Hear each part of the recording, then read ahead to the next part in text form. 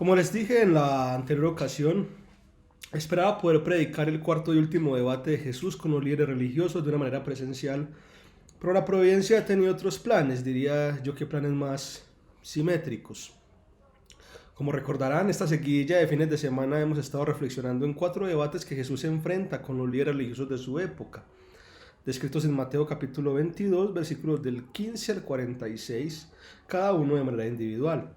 Ahora nos corresponde hacer el mismo ejercicio con el último debate, ubicado en Mateo capítulo 22, versículos del 41 al 46. Leamos primero el pasaje. Estando reunidos los fariseos, Jesús les hizo una pregunta, diciendo: ¿cuál es vuestra opinión sobre el Cristo? ¿De quién es hijo? Ellos le dijeron: de David. Él les dijo: entonces, ¿cómo es que David en el Espíritu le llama Señor, diciendo: dijo el Señor a mi Señor, siéntate a mi diestra hasta que ponga a tus enemigos debajo de tus pies? Pues si David le llama Señor, ¿cómo es él su hijo? Y nadie pudo contestarle ni una palabra, ni ninguno desde ese día se atrevió a hacerle más preguntas. Palabra del Señor. Este debate es el intencionalmente más rico en cuanto a materia teológica se refiere. Acude un tema mucho más punzante que los anteriores y, desde la arista donde se lo mire, puede darnos, como los anteriores debates, una enseñanza crucial en cuanto a cómo vivir nuestra vida de fe en medio de este mundo. Antes de empezar a diseminarlo, sería bueno mencionar que algunos estudiosos no consideran esta sección como un debate separado del resto por 2 razones. La primera es que el anterior debate, es decir, el tercero, no tiene la terminación literaria esperada, en donde el evangelista Mateo da un resumen en cuanto a la reacción de los oyentes. Para ponerlo en contexto, en el primer debate, Mateo culmina diciendo que los debatientes se maravillaron de la respuesta de Jesús, Mateo 22:22. En el segundo debate, Mateo culmina diciendo que las multitudes se admiraron de la respuesta que Jesús le dio a los saduceos, Mateo 22:33. Pero lo que llamamos el tercer debate no tiene por ningún lado una culminación del evangelista, sino hasta el que llamamos cuarto debate, cuando, como leímos, dice que nadie pudo contestarle una palabra más a Jesús y en ese día nadie se atrevió a hacerle más preguntas. La segunda razón que dan para no considerar esto un debate separado del anterior es que, de una forma más fundamental, los debatientes no han cambiado, siguen siendo fariseos. Ahora bien, otros estudiosos han dicho, y este servidor se suma a esa reflexión, que este sí podría considerarse un cuarto debate separado del resto por otras 2 razones. La primera tiene que ver con el quiebre retórico que sucede en el pasaje. En los 3 debates anteriores, quienes inician la conversación son los contendientes de Jesús, pero aquí las tornas se giran. Ahora es Jesús quien toma la ofensiva y, usando el mismo recurso de ellos, el sistema de preguntas y respuestas, ahora es Jesús quien inicia con una pregunta que los contendientes están obligados a responder. La segunda razón tiene que ver con el quiebre de los personajes y de la temática.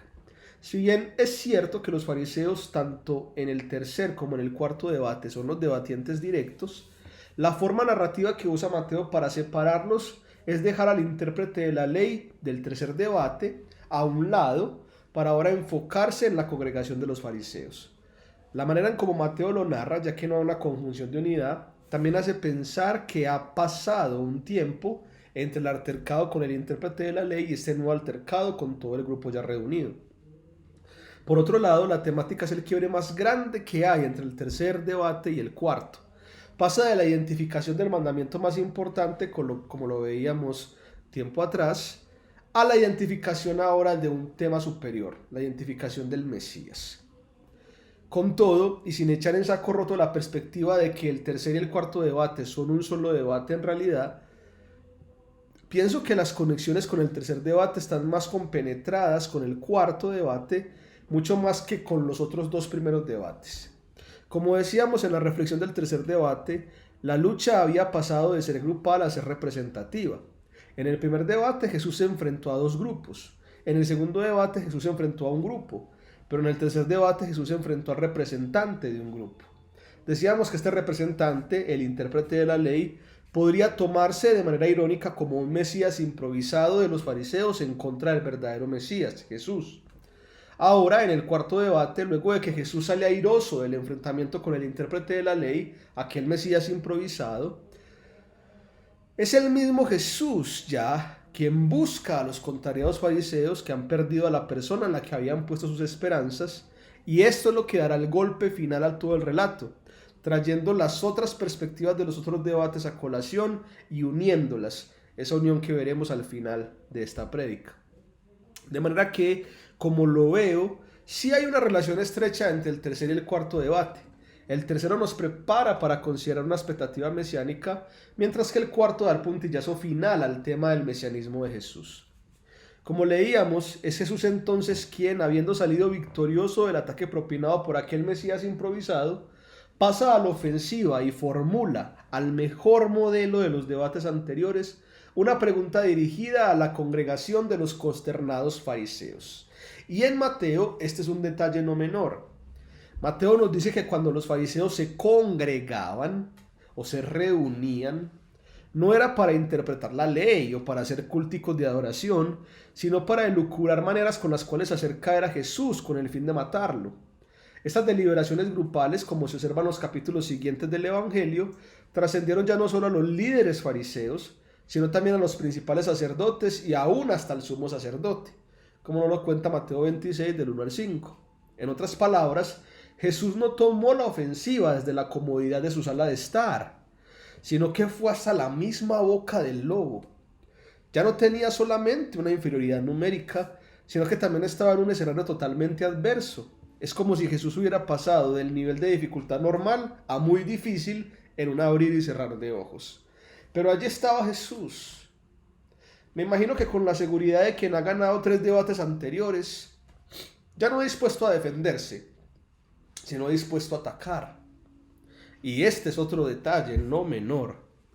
En las normas culturales de aquella época, ocasionar un debate bajo el sistema de preguntas y respuestas obligaba a quien iba a realizar la pregunta a, primero, dignificar la inteligencia o la influencia del rival, y segundo, a mencionar el contexto por el que la pregunta era realizada, ya sea antes, durante o después del debate. El mejor ejemplo de esto lo encontramos en los debates anteriores. En el primer debate, los discípulos de los fariseos, antes de hacerle la pregunta a Jesús, le dicen: Maestro, sabemos que eres veraz y que enseñas el camino de Dios con verdad y no buscas el favor de nadie porque eres imparcial. Mateo 22:16. Y lo mismo, de una manera más escueta, sucede con el grupo de los saduceos y con el intérprete de la ley, al honrarlo con el título de maestro solamente. Mateo capítulo 22, versículos 24 y el versículo 36. Había momentos en donde el rango era tan igualitario que este protocolo podía ser saltado en algunas partes, como sucedió con el intérprete de la ley. El caso es que la cordialidad, así sea hipócrita, estaba. Sin embargo, Jesús no se anda con chiquitas, transgrede los protocolos. De una manera directa y sin mediar entre palabras de elogio, se dirige a los fariseos congregados, que probablemente estaban hablando de cómo hacerlo caer, y les hace la pregunta de la forma más directa posible, como si el tempo apremiara. No les da frases de elogio ni eleva su estatus, sino que sencillamente da la pregunta. Sin duda la actitud de Jesús fue muy osada, pero para efectos retóricos fue una manera muy propicia de empezar. Con el fin de distanciarse de sus contrincantes hasta en aquellas palabras salameras que esconden detrás de un elogio, un puñal, Jesús con esta actitud advierte una diferencia radical. Él no es como ellos. Él no tiene que usar la hipocresía para ganar un combate. Su honestidad es tan directa y tan pura que duele. Y este en realidad fue el primer ataque, incluso antes de realizar la pregunta. Por eso en el siguiente capítulo, Jesús, con conocimiento de causa, al dar su discurso de los 7 u 8 ayes contra los fariseos, siempre comienza diciéndoles: ay de vosotros, escribas y fariseos, hipócritas, como aparece la primera vez en Mateo capítulo 23, versículo 13. La honestidad pura de Jesús se ve en lo que no dice, pero lo que dice es lo que genera la identidad y el propósito de esta persona honesta. Sin tiempo que perder, inmediatamente lanza la pregunta de rigor: ¿cuál es vuestra opinión sobre el Cristo? ¿De quién es hijo? Ahora bien, la pregunta tal como la leemos en español puede ser engañosa. La palabra opinión en el idioma en el que se escribe por primera vez este evangelio tiene que ver también con el pensamiento más arraigado que una persona tiene sobre cierto tema. Así que es como si Jesús les estuviera diciendo: cuando ustedes piensan en el Mesías, ¿qué es lo primero que se les viene a la mente? ¿De quién es hijo?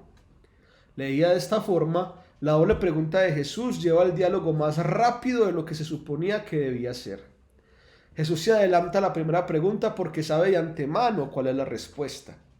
¿Qué es lo primero que se les viene a la mente cuando piensan en el Mesías? La respuesta inmediata hubiera sido para los fariseos, pues su descendencia. Así que para no perder tiempo, la primera pregunta que queda respondida se sublima con la segunda. Jesús hace directamente la pregunta. Entonces, ¿de quién desciende el Mesías? ¿De quién es hijo? Diría que por eso no hay una contradicción lógica palpable para los fariseos, quienes se limitan sencillamente a responder la segunda pregunta. Y entonces responden de manera casi automática: de David. Si bien la respuesta de los fariseos es escueta, refleja que aquello es lo primero que se les viene a la mente cuando alguien piensa en el Mesías, en el Cristo. Por eso no es de extrañar que el mismo Evangelio de Mateo empiece con estas palabras: libro de las generaciones de Jesucristo, el hijo de David, el hijo de Abraham. Noten qué preponderancia tiene David en la expectativa mesiánica, que hasta el mismísimo Abraham, que era mucho antes que David, queda en segundo lugar. ¿Y por qué es tan importante saber que el Mesías es descendiente de David por encima de otras cosas? Podrías llegar a preguntarte. Pues bien, básicamente es porque todas las promesas en donde Dios se hace rey de todos por toda la eternidad a través de su Mesías tiene que ver con David. En primer lugar, y todo intérprete judío tenía en su mente los textos que ahora voy a mencionar, es a David a quien Dios mismo le promete un reino eterno por medio de uno de sus descendientes. Escuchen cómo se nos dice Dios: cuando tus días se cumplan y reposes con tus padres, levantaré a tu descendiente después de ti, el cual saldrá de tus entrañas, y estableceré su reino. Él edificará casa a mi nombre, y yo estableceré el trono de su reino para siempre. Tu casa y tu reino permanecerán para siempre delante de mí. Tu trono será establecido para siempre.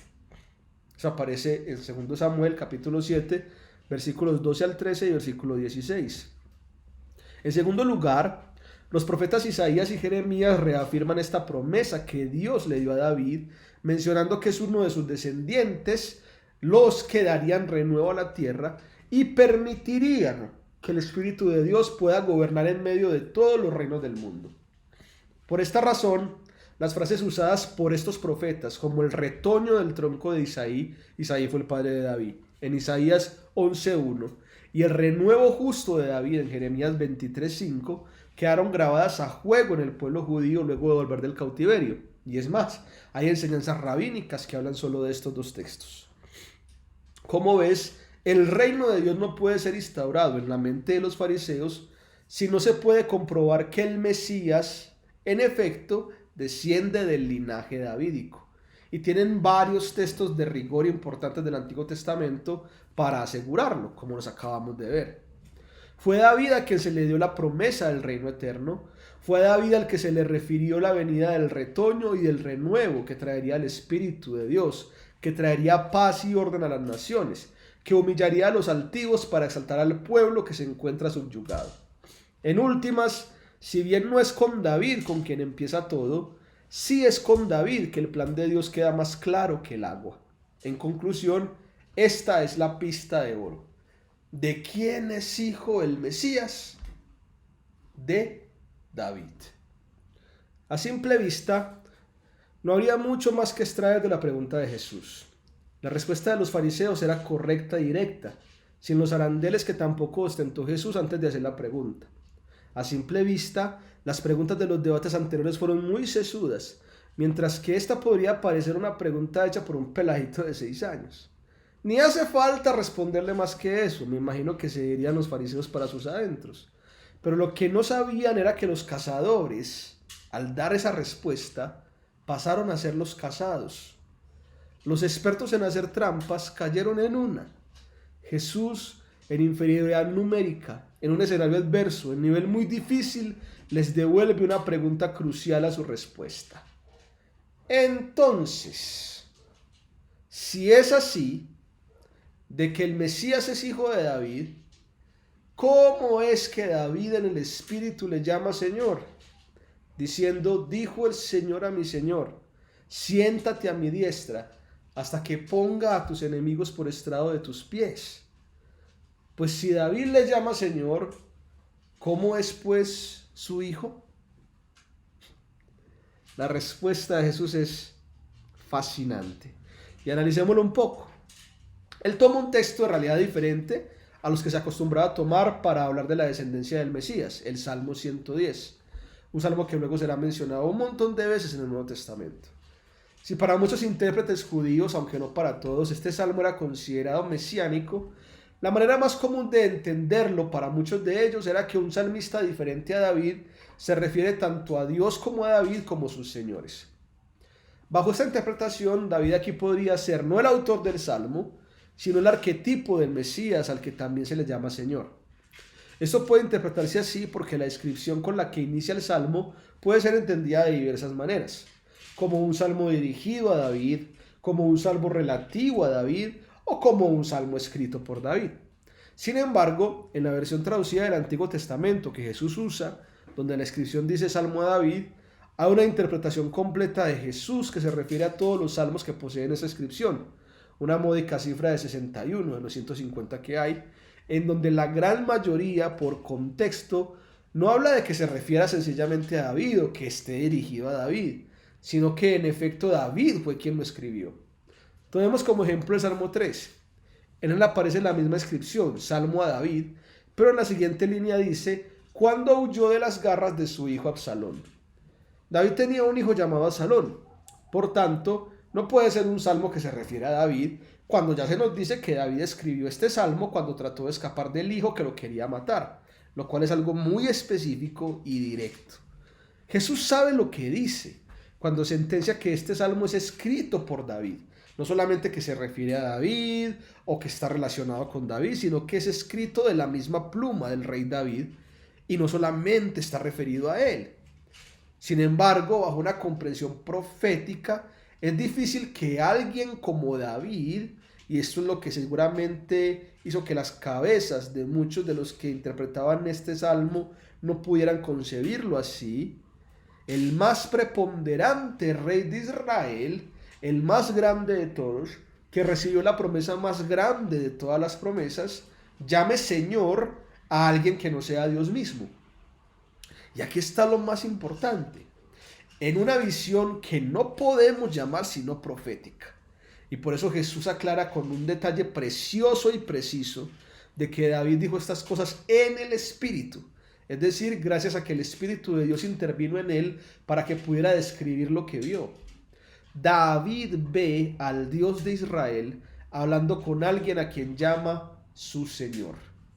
Y escucha directamente al Dios de Israel decirle al sorpresivo Señor de David, siéntate a mi diestra, hasta que ponga a tus enemigos debajo de tus pies.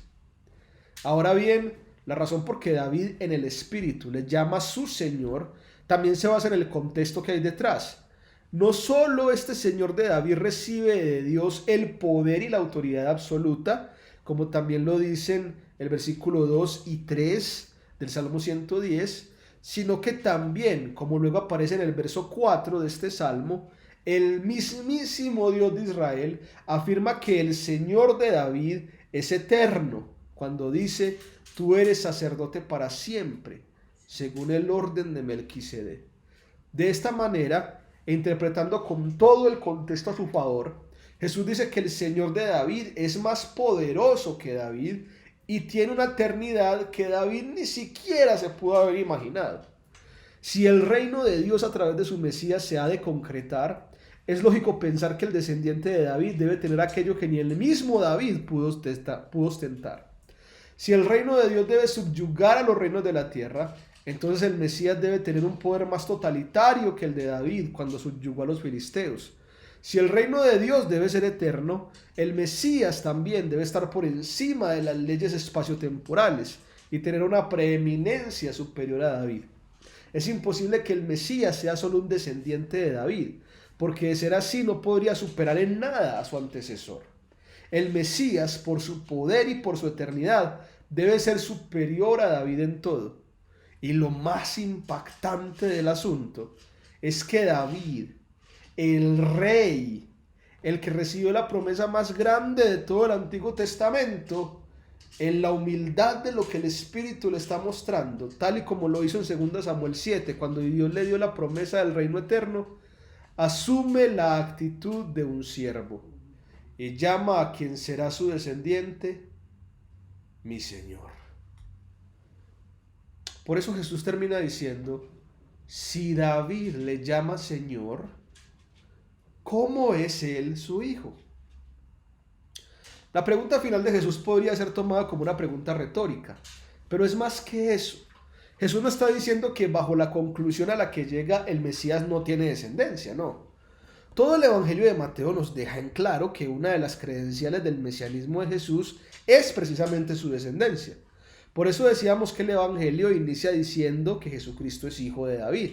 Mateo capítulo 1, versículo 1. Por si fuera poco, la manera más común en la presentación de Jesús en todo el Evangelio de Mateo no es como el Mesías, sino como el Hijo del Hombre, aquel que tiene humanidad y por tanto una genealogía que lo rige. Aparte de la figura mesiánica de aquel semejante al hombre que aparece en Daniel 7, con la que también se une lo del Hijo del Hombre, pero aquí se habla más del proceso de la humanidad de Jesús, de que es verdadero hombre. De manera que Jesús no está diciendo que el Mesías no es hijo de David, no, está diciendo que si eso es todo lo que es, entonces el Mesías esperado por los fariseos es un Mesías muy insípido, muy supeditado, muy terrenal y lo peor de todo, muy maleable. Y es aquí que bajo una capa enteramente profunda de significado se puede notar la perversidad de los fariseos. No nos olvidemos que ellos están congregados probablemente para hacer caer a Jesús y Jesús irrumpe en esa congregación. Y esto nos hace pensar que los fariseos, más que esperar por las credenciales de un Mesías del linaje de David, no estaban esperando al Mesías, sino que esperaban poder manipular el poder del Mesías, que sería el poder de un mero humano más. La intencionalidad de los fariseos no ha cambiado. Si en lo primero que piensan cuando habla del Mesías tiene que ver con su linaje, es porque bajo ese linaje pueden manipular al mismo Mesías por su propia cuenta, poniendo o quitando Mesías a su conveniencia, dependiendo de los actos que tuvieran que ver o que estuvieran relacionados con ese linaje en particular.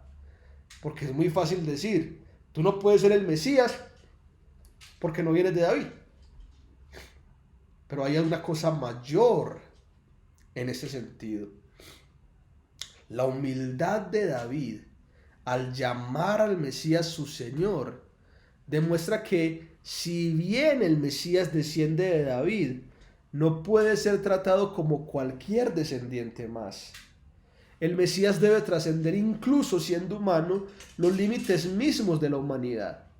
Su poder y su eternidad deben superar infinitamente las de cualquier otro descendiente en cualquier otra época y en cualquier otro lugar. El Mesías debe ser superior a su descendencia. El Mesías debe ser superior al poder gubernamental de su descendencia. El Mesías debe ser superior al linaje pasajero de su descendencia. El Mesías debe ser superior y por tanto incontrolable. No hay nadie que lo pueda encasillar, ni siquiera un grupo de intérpretes fariseos. Por eso es que puede vencer a los demás reinos de la tierra. Por eso puede subyugarlos y ponerlos bajo su dominio. Por eso es que su reino puede ser eterno. Porque no hay nadie que lo pueda controlar. Él es este Mesías, el que los fariseos no querían esperar. En su mente existía la comodidad de un Mesías fascinoso, al que se le podía coquetear con sus ínfulas de rey solo por nacer del linaje davídico. Pero Jesús confirma que lo primero que se debe pensar cuando se habla del Mesías no es solamente de quién es hijo, sino de sus credenciales de poder y de eternidad. Y Jesús los mostró perfectamente. El poder de alimentar a 5.000 con 5 panes. El poder de sanar leprosos y enfermos. El poder de expulsar demonios. La eternidad de resucitar muertos. Y posteriormente en el Evangelio, la eternidad de superar el sepulcro. Los fariseos no quisieron aceptar en ningún momento el poder avasallador de Jesús en su sabiduría y en su obra. Pero con este ataque, en este cuarto y último debate, Jesús, con todo en contra, con inferioridad numérica, con un escenario que no le favorecía en nada, en nivel muy difícil, increpa a los mayores intérpretes de la ley y de la tradición, y nos dice el texto, desde ese momento le dejaron de hacer más preguntas. Los dejó enteramente callados. Porque la razón que tocó Jesús en el corazón es grande. Jesús llega al punto más emblemático de los debates. Más que preocuparse si en la expectativa nacional está darle tributo al César o no, más que debatir en cuanto a si la resurrección es un concepto bíblico o no, más incluso que conciliar de una vez por todas cuál es el más grande de los mandamientos, como lo vimos en los 3 debates anteriores, Jesús llega al corazón de las preguntas en todos los debates. Fariseos, ¿están dispuestos a someterse al Mesías como su Señor o no? El mismísimo David, de quien desciende el Mesías, lo llamó Señor. ¿Acaso no lo harán ustedes? Todos estos debates fueron pensados para ponerme a prueba, para hacerme caer, pero yo creo que ustedes harían caer a cualquiera que no cumpla con sus estándares mesiánicos, no solo a mí. Harían caer a cualquiera que no se someta a sus pobres interpretaciones de las Escrituras. Harían caer a cualquiera que no esté de su lado. ¿Acaso nunca se someterán al Mesías como su Señor, a menos que el Mesías esté hecho a su medida? Y es aquí donde la respuesta lapidaria que Jesús lanza en este debate hace que la respuesta de los debates anteriores tengan sentido en sí mismas. Al postrarnos ante el Mesías como el Señor, es más claro entender lo que significa darle al César lo que es del César y lo que es de Dios. Vemos a Jesús, el Mesías, el descendiente y el Señor de David, y vemos que siendo Dios está dispuesto a entregar su vida como pago del impuesto divino, como pago de aquella imagen de Dios que debe ser rendida delante de las arcas celestiales. Al postrarnos ante el Mesías como Señor, vemos que la esperanza de una vida resucitada es posible, por muy inverosímil que suene para nosotros como humanos.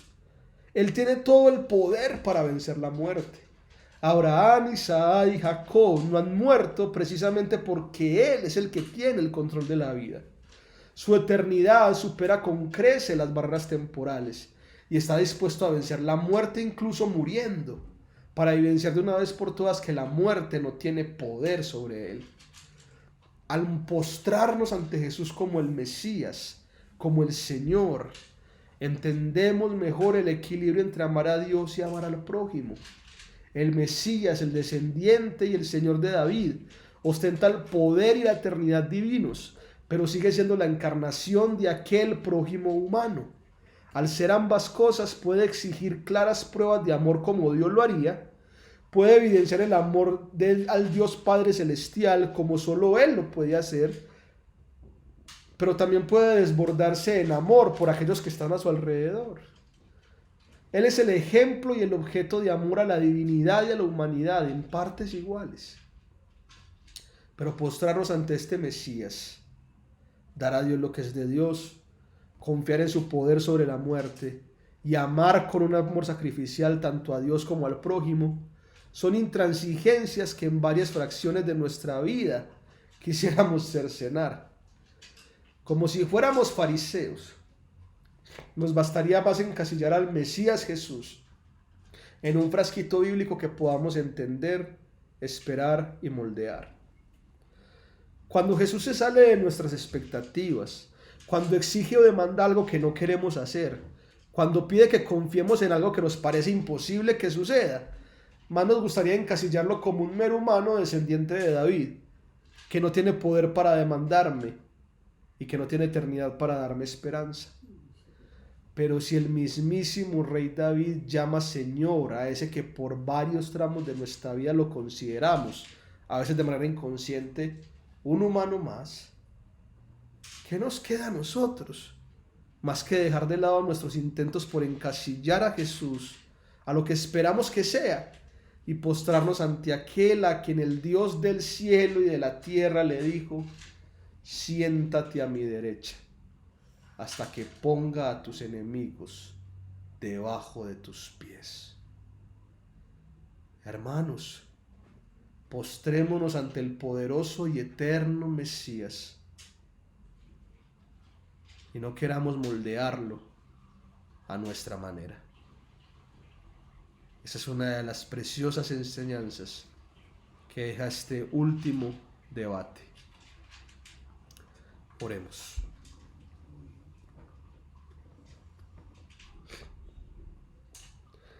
Padre Celestial, gracias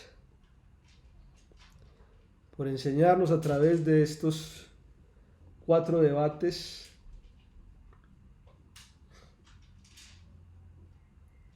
a darte lo que es tuyo, a confiar en tu poder, así para nosotros sea difícil entenderlo. Al amarte a ti y amar al otro de una manera equilibrada, pero por sobre todas las cosas, al postrarnos delante de ti como nuestro Señor. Al entender que no es sabio, ni bueno, ni provechoso para nosotros querer encasillarte en algo que nos convenga, sino que nuestra razón, a diferencia de la actitud que tomaron los fariseos, sea postrarnos ante el poder que hace que los mismos enemigos caigan debajo de sus pies. Y postrarnos ante la eternidad de aquel al cual la muerte ni siquiera pudo vencer.